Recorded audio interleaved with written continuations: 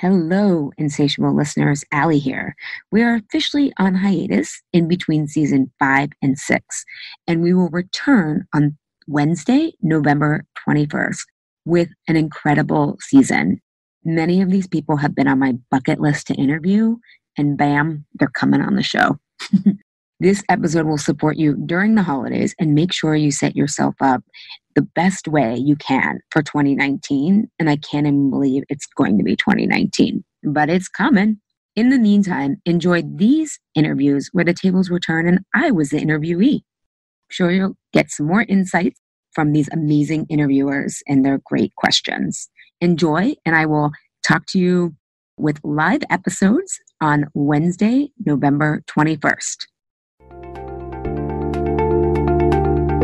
Welcome to A Healthy Curiosity, the podcast that explores what it takes to be well in a busy world with self-care strategies from Chinese medicine.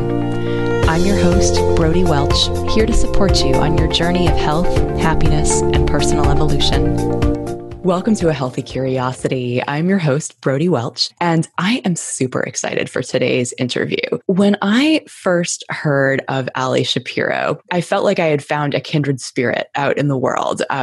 Ali is the founder of Truce with Food. She's the host of a top-ranked podcast called Insatiable. She, like me, is a holistic nutritionist, an integrated health coach, and a rebel with a serious cause. She's academically, practically, and empathetically aware of how the medical system, diet culture, and body positivity movements all have their own flavor of crazy. And I just love her, like when I first landed on her website, just being able to, the fact that she calls out the fact that the things that women struggle with around body image, around our relationship with food, ourselves, our bodies, and self-worth, that these things are not individual struggles, but they are connected to this larger ecosystem called society that we are a part of. And so taking care of ourselves in all the ways that we may struggle to, or that we may endeavor to, are connected with things like we can't separate. We can't have that conversation without taking on things like sexism or patriarchy. We can't have this conversation without thinking of it in the context of a capitalist system that wants to just chew us up and spit us out, having extracted whatever labor power it can from us along the way, while we are desperately trying to preserve our human integrity. So I'm thrilled that Ali Shapiro is here to chat with me today about sort of this intersection between food, self-esteem, self-care, life, society, and the kinds of things that we need to overcome in order to take better care of ourselves in all ways. Ali, welcome to A Healthy Curiosity. Thank you, Brodie. I mean, the name of your podcast, like just in general, is like a rally cry for me. Yes. Yay.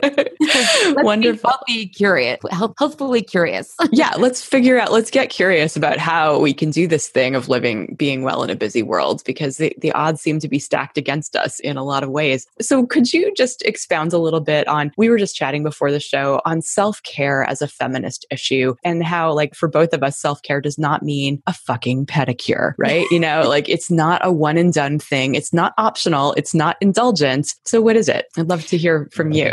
Yeah. I just wrote a piece in Forbes about how massages and moon circles, aren't self-care. And let me back up and say they're great and they can be replenishing, but they are not the destination with self-care. And, you kicked off with talking about society and our ills. And I think it's almost an insult to us to say that if we have children, we're afraid of them being shot in school, the environment, we're on the verge of killing the exact ecosystem that we depend on for life. And we're making, white women make 79 cents on the dollar. Black women make, I think, like 69 cents on the dollar. And they're like the most educated group of women out there. Latino women, I think it's like 62 cents. And so for you to tell me that a massage is going to help me, build my retirement because I get paid that much less. And so to me, I think it's a good first start. But I think the deeper issue here is, how do we take our anger and sense of injustice and use that to start to change the patterns in our life that are depleting us? Our anger and injustice comes often. We have to start at home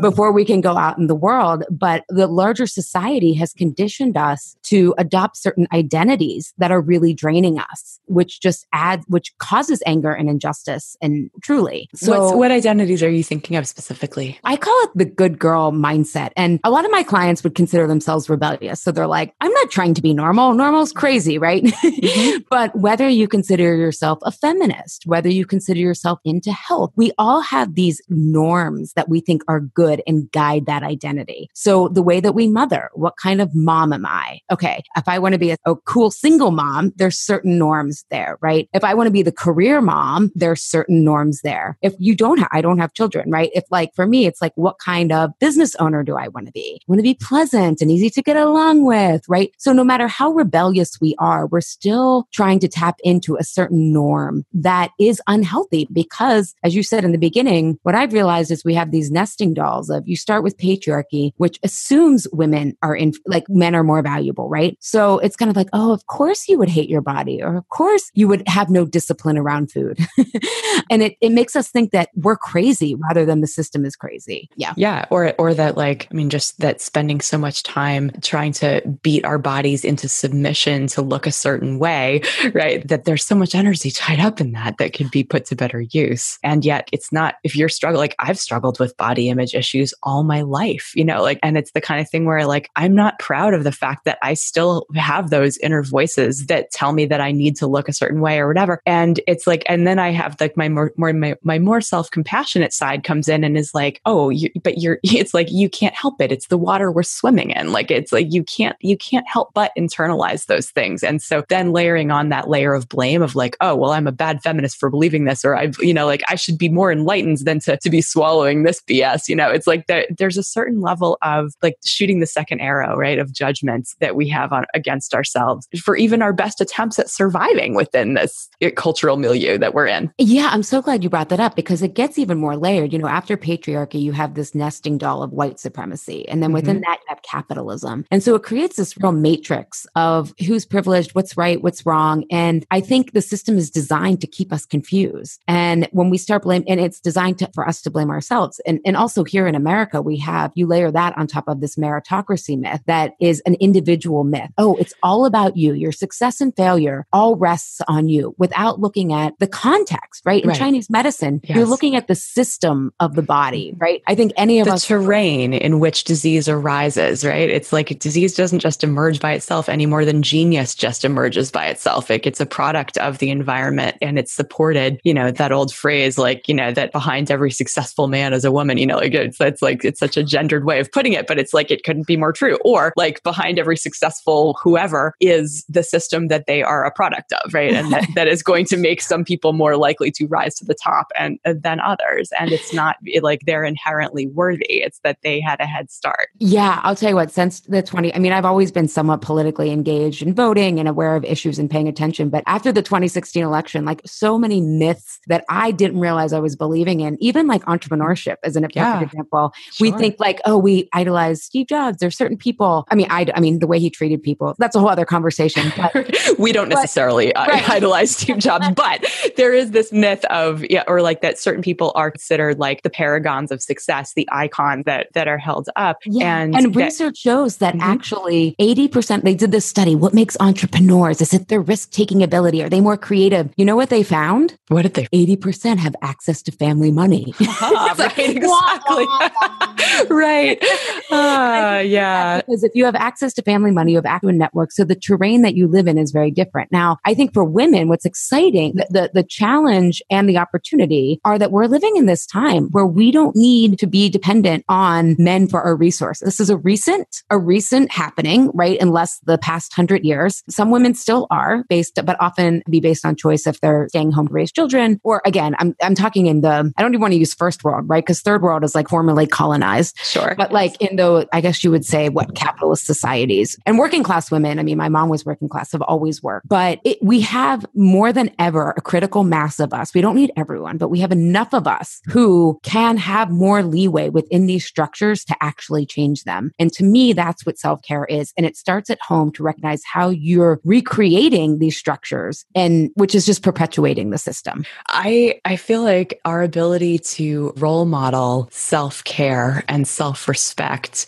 is how we change the culture. I think that self-care is a radical act for women precisely because of the socialization and perhaps perceived necessity to quote unquote like work harder, keep your nose to the grindstone because we're earning less than men, because we're still expected to do more of the care for kids or elderly parents or whoever needs caring for. And that when we decide, hey, I'm worthy of care as well. I'm just as worthy of care as the people that I'm supposed to be caring for. And we start acting so there's a yin and a yang, right? There's the belief, and then there is like how we demonstrate that belief is true. And so I've been thinking about kind of like, if I really respected myself, what would I stop doing, right? Like, would I let myself get overwhelmed?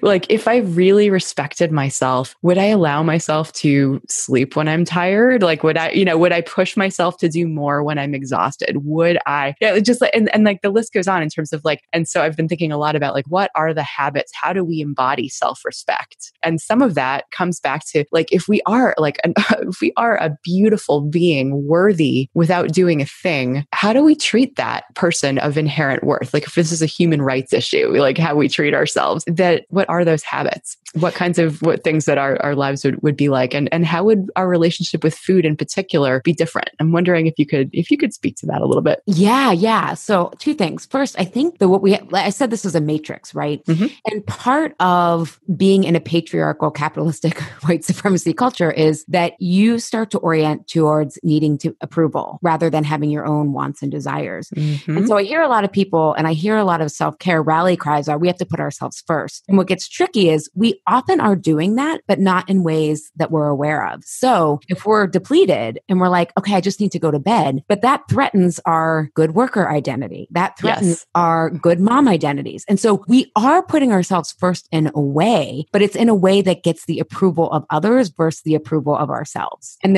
so I think that's really important for women to understand is that, and again, most of us, there's a privilege matrix here that we could go down a rabbit hole. Sure. However, most of us, if we're listening to podcasts and into health and wellness, there are often ways that we are putting ourselves first that we are just unaware of. And those ways, like in other words, like that giving more, allowing the image of who we think we need to be, the image that's going to gain approval by society, giving that our energy and attention rather than honoring kind of that inner voice or that inner knowing. Yeah. Yeah. I'll give you a couple concrete examples. Sure. So, that'd be great.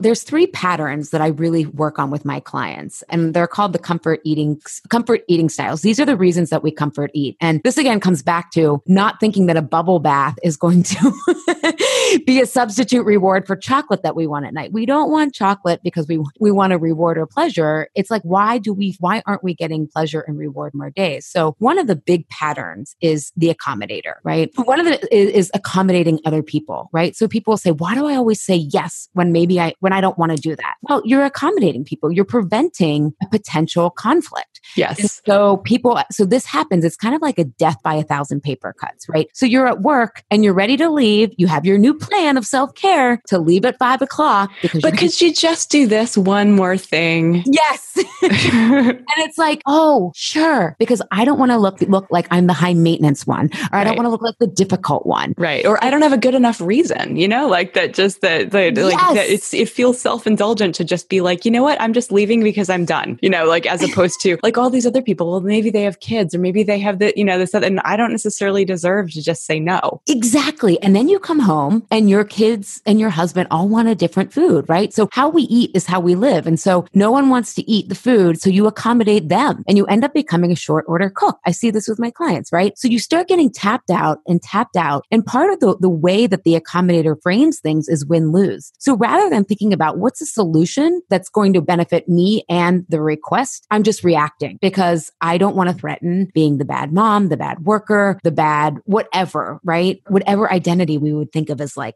for a big one of my clients, I don't want to be thought of as lazy, right? Like I'm a hard worker, but that's a different pattern that we can get into. It is. Well, and in Chinese medicine, I just want to like layer on that each of the elements has its own pattern that I've identified as like kind of the survival strategy. And so the accommodator sounds very much like kind of a people-pleasing earth strategy.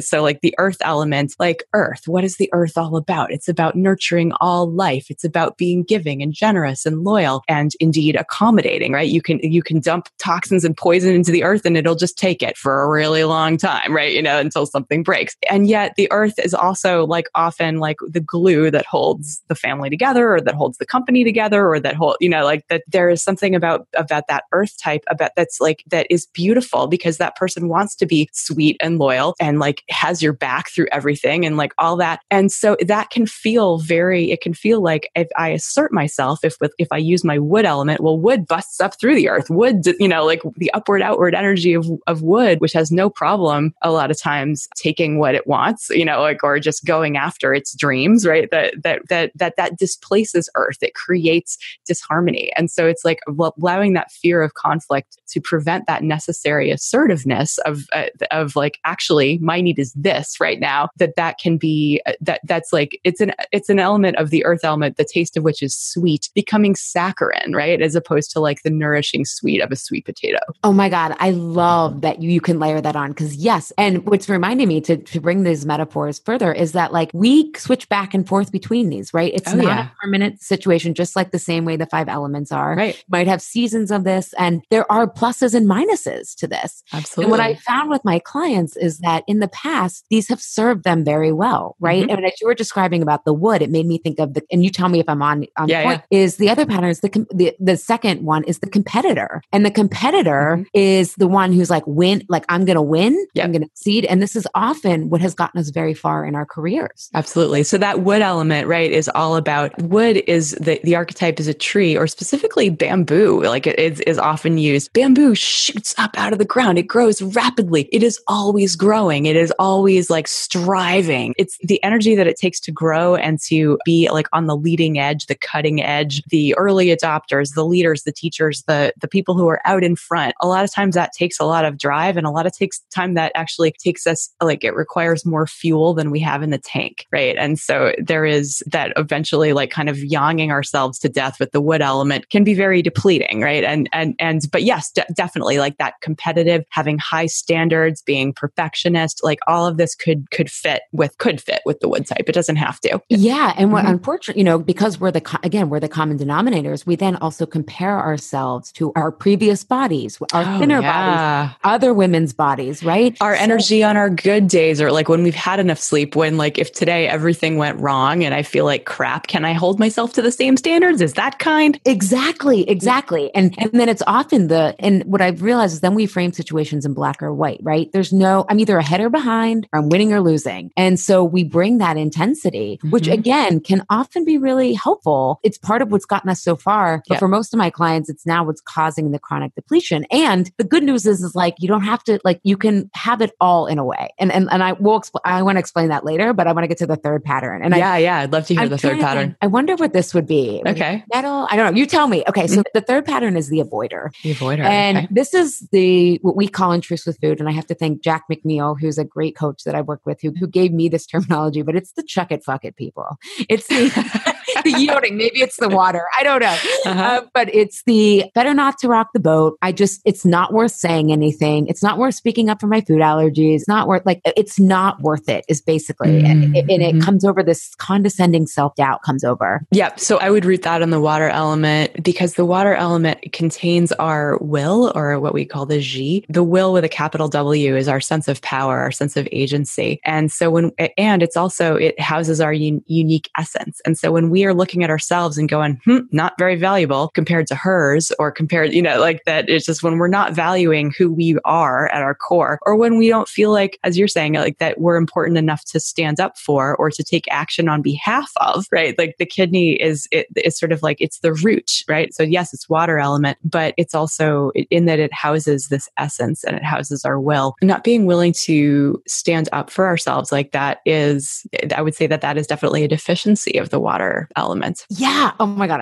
I love that because to me, like truth has to cut across like theory, race, class, gender, and like, and so paradigm. And paradigm. Yeah. So those are the 3 patterns. And while we're at it, we can go Vata Pitta Kapha on this, for the Ayurveda fans, right? That like the competitor, like that's way Pitta, right? That's too fiery. And the accommodator is going to be very Kapha, right? Very sticky, very like overly sweet. Vata, Vata, would that fit with the avoider? I could see that in the sense that like you're trying, like avoid, like part of this is we make really quick choices. Like it's not worth it. Like rather than getting more information, it's like, And one of the pattern of avoiders, while accommodators think in either or, competitors think in black and white, avoiders think in all or nothing. nothing. So it's kind of like the fantasy. What's the difference between all or nothing and black and white? Well, I think it's the way black and white sees things as two choices, and all or nothing is more about proportion. So it's kind of like, oh my God, I'm going to have to be perfect with my diet, versus competitor might be like, I can't eat this or that. Like it's more of a, like, this is good and bad food. So it's about breadth versus distance traveled, or proportion, like the drama behind it with all or nothing versus kind of how far you have to go. So latitude versus longitude. So so those patterns, and you said something about conflict. And this again comes back to the cultural waters we're swimming in. In patriarchal and white supremacist cultures, we are taught that conflict is bad. I mean, I bet if you're listening to this right now, you think of conflict and you're like, oh, I'm just going to stay eating the chocolate. This isn't worth it sometimes, right? But conflict can actually be really creative and really constructive. And the quadrant that I'm always this is based on the Thomas Kilmann conflict model, which I've adapted to eating and how we battle food. Because, right, it's representing an internal psychological conflict. So it's the same concept. But what we're always trying to get to is collaboration. Collaborating first with our bodies, our sense of self, and then moving out into the world with our vision rather than just reacting. And that to me is self-care. That's where feminism needs to go. The body's kind of like the last frontier, right? And when you do this, you really start to decondition and decolonize your mind, because you start to realize normal is crazy. No matter what normal you're trying to orient to, you have to get out of that. And you start to get comfortable and more emotionally agile in uncomfortable situations. And your life ends up getting so much better as you build more resilience. You take courage, you take risks, it pays off. I can't tell you the way that when my clients are done with me, they're either entrepreneurs, artists, or leaders, and their whole style changes and they start becoming more in alignment, which to me is what health is really about.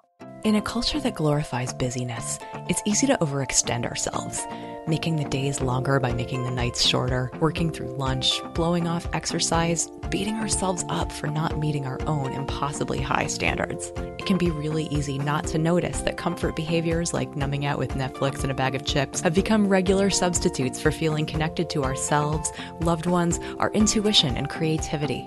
Until you realize that you're not in the body that you want. You're not experiencing the joy that you want, but that you don't know quite how to break out of the cycle. It's time to put yourself at the top of your own to-do list and start embodying self-respect. What might that look like? You'd get enough rest. Eat, move, breathe, and connect in ways that honor your being, not just your doing. You'd set boundaries to have more time for what matters most. You'd feel less stressed, more calm and confident. You'd feel lighter and more comfortable in your body. And leading by example, you'd help everyone around you do the same. That's how we roll in my Level Up group. See, I believe that you have the right to take care of yourself, even before all the work is done, and that when you do, you get more done in less time and are able to show up for the people that you love with kindness and patience. I'm looking for 5 people who are ready to start practicing self-respect this September in the next round of Level Up. It's hard to go against the grain of an entire culture by yourself and way easier in community. If you're ready to start honoring your being, visit the Level Up page at brodiewelch.com and schedule a discovery call with me. If it's a good fit, I'll invite you to join this life-changing community. That's Brodie with an IE, Welch with a CH, and hop on my calendar. Now back to the show. Well, let's get a little more concrete, if we could, into these different styles that we've just been through identifying and their relationship with food. Like, how does knowing that we have one of these styles, what can that show us about, or what is the relationship with food like as we try to ground this into our daily behaviors? Like, I would love to know how to not go for comfort eating, for example, you know, like, or just, and yet, like, I feel like I've made a lot of progress on this. Like, I recognize that I have this like lifetime history of like eating, like inhaling my food as opposed to actually eating it, because I was trying to do 10,000 things. And so I'd be eating like literally in the car on the way from one thing or to another, or like, you know, just that, or not stopping to take a break from work and eating at my desk and these things. And it's like, there doesn't really seem to be a downside. Like, is it really hurting me? Is it really, you know, like that, sure, I might eat more than I would want and then feel like crap about my body or whatever. But it's like, how can I pull this self-awareness of these patterns, the identity, the sort of like identities that we're clinging to that you've labeled, that how can we use that understanding to inform our choices around food? First of all, to answer your question, I would say if it's not really bothering you, then why worry about it? Yeah. I mean, Well, and I think that really, yeah, like that's a good point, is like, there's gotta be a why, like that, why bother changing something, except for the fact that like, that I know where that goes. Like it just that if I inhale my food, it means that I'm not digesting or absorbing it nearly as well. And it also, like, I don't enjoy how I feel afterwards. I don't enjoy the guilt that gets layered on afterwards. And I would much rather give myself a break, like I would much rather, like it is definitely, it's easier to just do that than it is to sit with the discomfort of like, oh, I'm not actually getting anything done here because I'm forcing myself to chew. Yeah.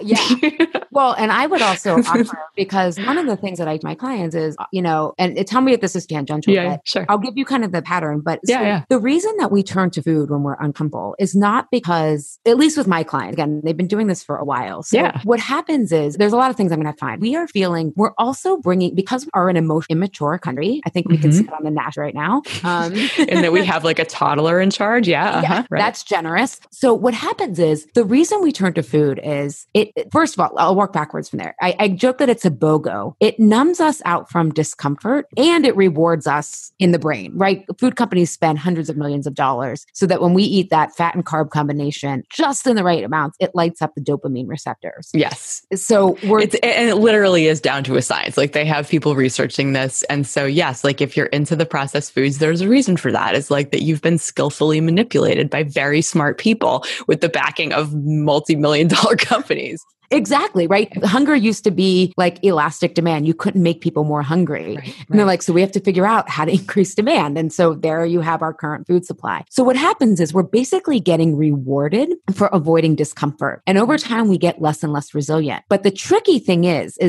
talking about our stories right now is very popular. And I agree. And I use story in my work, but I use it a little bit differently. And that why food is actually numbing out the overwhelm in our nervous system, like in our bodily discomfort. And that that reaction that's happening in the now is echoing from the past. So it's not just I don't want to disappoint you from today. If you haven't healed your past, you're getting some residue of that today. And so it echoes in this way that feels so overwhelming to the nervous system. You can't think your way out of this. So what you need to do is start to catch yourself accommodating or avoiding or competing earlier and earlier and seeing this pattern, not just with food, right? Like, and I can give you some concrete examples with food, but also in our lives, because there's a difference between people say get present, but when we're getting present, what we're experiencing in our body is part of the past. Oh, so absolutely. Yes. Like there's a reason that you're triggered in whatever space that you are, or there's a reason that you're feeling whatever it is you're feeling. So there's the present and then there's the now, right? They're happening simultaneously. Like most times people think, they're afraid of conflict. And my clients come to discover like 80% of the time there is no conflict, but they couldn't see any other way because their nervous system was hijacked, right? The amygdala was like,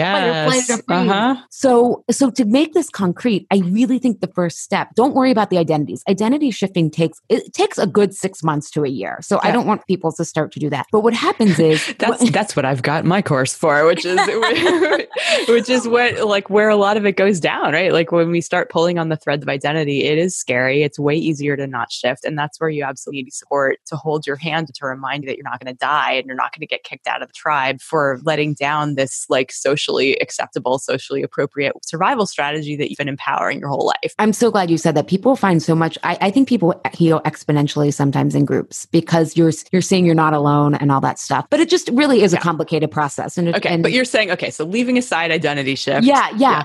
So starting to bring awareness, because the awareness again brings clarity, because so many of my clients have these idea that they're not disciplined, that they don't have willpower, and that it really is about the food. But I always use the example of like peanut M&Ms. If I'm going to quote unquote be bad, they happen to what I love, right? When I'm being good, like the peanut M&Ms are still the same peanut M&Ms. And when I'm good, I'm like, oh, they have high fructose corn syrup and that bag has 2 servings, and you get all kind of smug.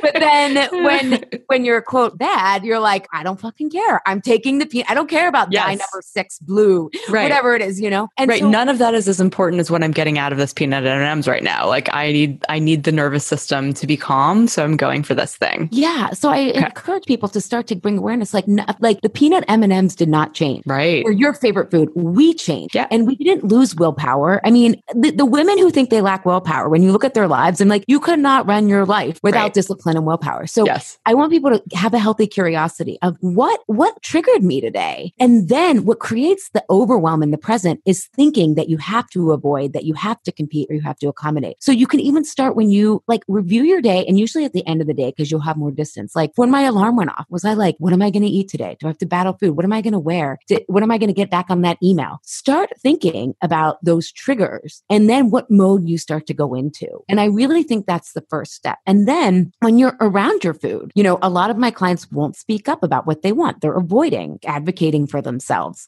Or, you know, I joke, accommodators just take what's on the menu. My husband's always like, you never order anything that's on the menu. You always have to do, I'm going to do this, this, and this. I'm like, because I want what I want and I know what I need. But accommodators, I joke, will just like order off the menu, right? Rather than saying, hey, can I substitute this with this? Or, you know, I need to do this. Or when they go to friends' houses or like charity events, oh, I feel guilty saying no to the food. They paid for this, right? Like that's an accommodator, right? Right. Or like, but this person made this for me. And even though it's against, like, even though I know I'm going to feel like crap if I eat it, it's a gift and I have trouble not like, what do I do with this? I was just handed this thing, and recognizing that you can accept the gift and you don't actually have to eat it. Yeah. And acknowledging the person that like, wow. Yes. Because a big part of the problem with accommodators is they don't know what the other person needs. They assume they know. Yeah. And so the other person wants to be acknowledged. Like food is symbol, right? So if you can say, wow, I am so touched by this. It means so much. I'm going to take it home when I can really savor it and pace myself with it. And, you know, it's like, that's fine. Or like competitors, right? They set these unrealistic timelines of, I'm going to lose 2 pounds. I'm going to get to the gym 5 days a week and I'm going to compete with what I used to be able to do, versus saying, wait, what's my rhythm right now? What's my pace for where I am now? And so that's how people, I think, can some concrete, is that concrete enough of kind of how to get started? I think so. There is, I mean, because certainly like the awareness piece,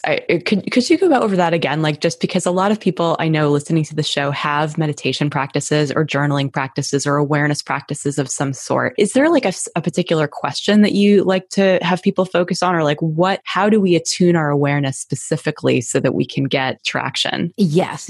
And that's a great question, because one of the challenges I think with certain types of meditation is you're still replaying the same thoughts in the same way. You're still seeing the situation in the same way, right? Yes. Versus you're perceiving how it is, right? It's that perceived conflict versus reality. So I think a really great question is to like ask, where do I feel wrong? Where am I worried I did something wrong? Where do I feel at risk is another way of saying that. But what am I worried about saying, doing the wrong thing? That's kind of an extension of what am I afraid of, right? You know, like, or that like it's more of a socially confined question. Like, where am I afraid of being wrong? Where am I afraid of doing wrong? Where am I afraid of screwing up? Yeah. And often it even starts again on the surface with food. People are so overwhelmed. They're like, one day coffee is good for me. One day coffee is bad for me. You know, like, or one day, like, or like now this thing, I've tried this thing. Why can't I do this? You know, why can't I complete the whole 30? Why can't I do a vegan triathlon? I don't know. I mean, I see all these crazy stuff, right? Like, and it's like, I'm wrong. The assumption is that we're wrong, rather than that system is not, that piece of that does not work. Right.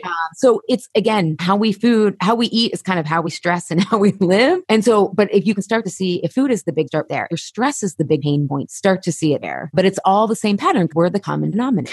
And I love that. And I love your phrase or your tagline, a truce with food is a truce with life, right? Like that really, it's like, and that bigger quote, right? How we do anything is how we do everything. That is certainly out there. It's like, it's certainly problematic to some degree, but it does. It's like our approach, how we are approaching our relationship to food, or to stress, or to ourselves. It's like there is the attitude with which we approach all of these things is likely the same. And being able to explore that, we can come to different choices. Yeah. And I don't know if this will be helpful, again, to kind of give people an over idea of kind of the process but we get triggered and then we have a story about that, what it means, right? That's the echo path. Mm-hmm. That was true at one time, that we would fail if we were uncertain, or that we would reject it wrong, right? Or, I mean, I was shamed for being fat. I remember like this boy on my bus came up to me in 3rd grade and was like, "You're fat." And like, I knew that was bad, right? Like even though my parents were great and like whatever, like you just internalize that. But you get a trigger. There's a story that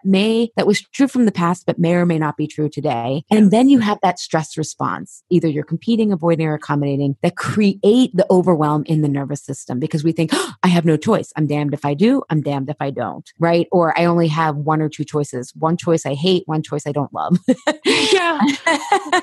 and then we have our out of aligned eating or out of aligned any unhealthy habit. And then we lose self-trust. And then we start to trust other people more than ourselves. And it creates a vicious cycle because we're not tuning into our own needs of our body and of our mind and our souls. You just said something important, I think. And that is that reestablishing self-trust and how so like that, you just walked us down how we stop trusting ourselves. And then of course we've got this like 20 billion diets out there of people trying to capitalize on our lack of self-trust, right? Like that we're outsourcing our like answer to how to eat, like, should be such a simple question, but our government is subsidizing crap instead of actual food, right? And so that's it. So unfortunately it's like, it is very intentional that people are confused about food, but how can we start rebuilding our relationship with food and trusting our own sense of what's good for us? Yeah. So one of the first things I love people to do is do a food experiment for breakfast. Okay. Do like a vegan breakfast, like quinoa with walnuts and cinnamon, and then try a paleo breakfast, like eggs with spinach or kale and like half an avocado, and pay attention to how you feel for the next 3 to 4 hours. Your body will tell you. You will get a clear result. And if you can do both, you do great with the Mediterranean diet,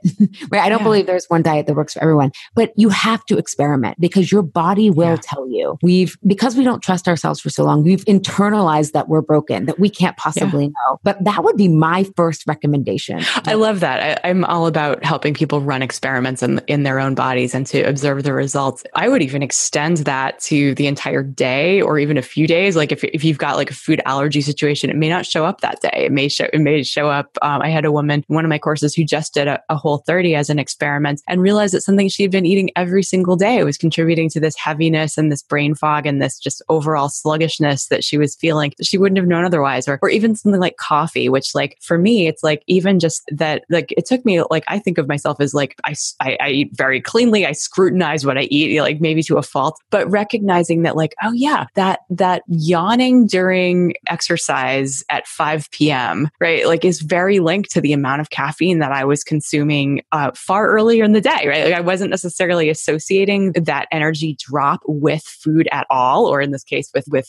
my caffeine intake, but ran that experiment and discovered, yeah, actually there is a link there. It had much less to do with the amount of sleep I was getting and much more to do with the nervous system jacking up and then crashing down that was happening on a time frame that was longer than I had maybe been looking at. Yeah. The reason I start with a breakfast experiment and just even doing that for like 1 or 2 days is because blood sugar is a lot easier to recognize. Oh, yeah. Like what you just described, I would say, and probably take people a couple months to figure out their bodies, right? Because especially if we're binging or overeating, it's kind of hard to so you're like at the advanced stage and maybe your listeners are as well. Like, I think that's amazing, but I think that would take. Yeah. Right. No, it's definitely not necessarily a starting place. And I couldn't agree more that like just starting with something, just beginning to observe like, okay, does my body, like, how does my body feel with this kind of input versus this kind of input?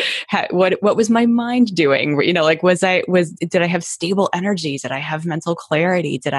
Was I hungry immediately? Or, you know, those kinds of things. There's all sorts of things that we have the potential to observe even from one meal. And it can feel really daunting to do like a week of a food journal where you're supposed to write down absolutely everything and how you felt. I mean, like it can be a lot. So I'm glad you said too, connecting it to energy and focus, because again, some of the traditional dieting advice is like, wait, see if you're full in your stomach. And it's like, the body doesn't register hunger that way. Right. It registers it in our energy, in our cravings, in our focus. So I'm so glad you brought that up. Connect each of those meals to your focus, your stamina, and your cravings, not if your belly's full. Right. And like nothing on the label is going to tell you whether or not that is going to give you that sense or not, right? Like because we all, you know, obviously we all have different dietary needs. We all have different systems. We all have different things that we digest well or not. And then there's the whole strength of the digestive system entirely. Like that can all be strengthened, and the same food 1 year to the next may have a very different impact on you. Again, because we can't deal with any of this without also looking at, well, how stress impacts digestion and how, and how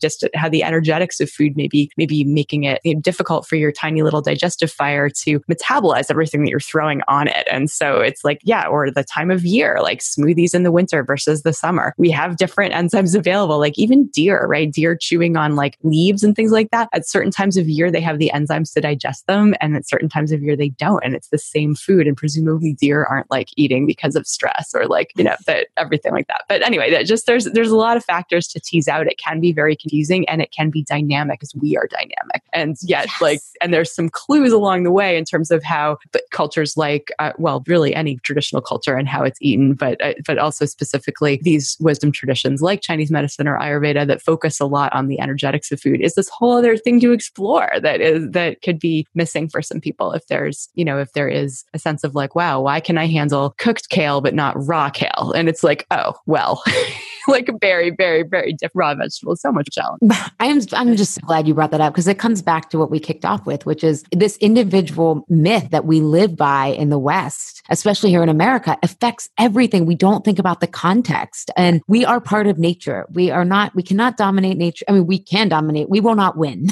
Let's put it that way. Right. We will not win. And thinking about that. And I think that's what's so important about our self-care too, even, right? Is like these patterns. And this is why I love focusing on these patterns versus sometimes self-care is going to look like going to the gym. Sometimes it's going to look like taking a nap. And when you really know yourself and know what's working for you, you can then figure out what exactly works for you in self-care as well. And when you're in uncomfortable situations or perceived uncomfortable or real comfortable situations, you can learn how to navigate in that moment because you can't get tips and tricks. Right. Like every situation is different. Like working with a colleague versus like I had one client, like she had a team member who wasn't performing, right? And she went and she realized she was avoiding talking about it. And that's what was causing her to eat at work. Cause like every time she was like, this interaction makes me so uncomfortable, right? So it was uncomfortable to say anything, but it was also uncomfortable to work with this person. So it was a team member of hers though, right? So she has power there versus if she's going to her boss's boss, she has to have a different approach, right? And has to learn how to maybe not compete and over prepare and all that kind of stuff. So not to throw like more complexity into it, but this is, I think sometimes women especially blame themselves up because they haven't figured this thing out yet. And it's complex. I mean, there's paths and it's at least in my work, I try to simplify things rather than add more to do because who has more things they want to add to their list? But I think people need to realize that being holistically healthy is a process and requires context. It is contextual. It is different from day to day. The only way to do it is to present moment as much as can. And for that, to speak to your earlier point, is that to also look at past and how the past is forming present so that we can transcend it. And so that we can also then sort of not only be our most present selves, be able to take care of ourselves, best information we have, update our files on ourselves in real time, but then be able to contribute by example and with our potential to changing the culture at large. And every ounce of work that we do on ourselves around this, I believe is culture shaping. Oh my God, completely. In fact, one of my favorite quotes is by Naomi Wolf. Have you heard it about? Oh, I love her. Yeah. Yeah. I read The Beauty Myth when I was like 12, I think, or like whenever it came out. It was, Yeah. But I think that to me like hits my clients in the gut. But do you want me to read it? Go for it. Yeah. Okay. So that is, I'm trying to find it. I didn't. Is it the one about like when a culture that has women so focused on their bodies? Yes. But it basically says that dieting is not about beauty. This is Dr. Naomi Wolf. It basically says that dieting is the most potent political sedative in women's history. A quietly mad population is a tractable one. Yes. And it just basically says dieting is not about beauty. Right. Exactly. Right. It's about keeping you occupied. Yes. And powerless. Yeah, and not exactly. Power. Exactly. Well, that's a great place to leave it. Ali Shapiro, if somebody wants to work with you or learn more about you, where do they go? I always tell people start with the quiz. What's your, we switch between styles, but what's your dominant one? So if you go to alishapiro.com, my comfort eating quiz is right there on the homepage. So awesome. That's how I think people can start to check it out, play with it, see if it resonates. And if it does, awesome. If not, there's many paths. Yes. Thanks so much for joining me today. Thank you, Brodie. This episode is brought to you by my Inner Alchemy Retreat. Hey, what you doing next February? How about you and me and 20 others escape the dark, wet winter and go hang out on a quiet beach in Mexico for a whole week? I'm thinking a world-class retreat center with a 5-star restaurant serving us delicious prana-rich meals, luxury oceanfront bungalows, qigong on the beach. We could do some breathing and moving and some yoga, maybe some snorkeling and surfing, take a long walk at sunset. We'll pulsate between some deep relaxation and deep inquiry work, looking at ourselves through an elemental lens, how wood, fire, earth, metal, and water are at play in our lives, and grounding these concepts in our bodies. You'll emerge feeling renewed with an armload of new self-care tools and a jumpstart on who you're becoming in 2019. I've been leading transformational retreats since 2012, and they are powerful in addition to being a total blast. But don't take my word for it. Head over to the Mexico retreat page at brodiewelch.com. That's Brodie with an IE and Welch with a CH, and read what past retreat peeps have said. Then sign up. You know you want to, and you deserve it. When you claim your spot by August 1st with the promo code PODCAST, you'll receive a free downloadable copy of my most popular meditations, Advice from Your Future Self, the Healthy Eating Meditation, and the Breathing Bundle. So head to brodiewelch.com right now and check it out. Thanks for listening today. For more episodes of A Healthy Curiosity, you can visit the iTunes store. If you appreciated today's show, please leave us a review. This helps other people to find the podcast. You could also head to brodiewelch.com, where you can find free self-care resources, learn more about Chinese medicine, and let me know what you'd like to hear about on future episodes. I'd love to hear from you. Till next time, be good to yourself.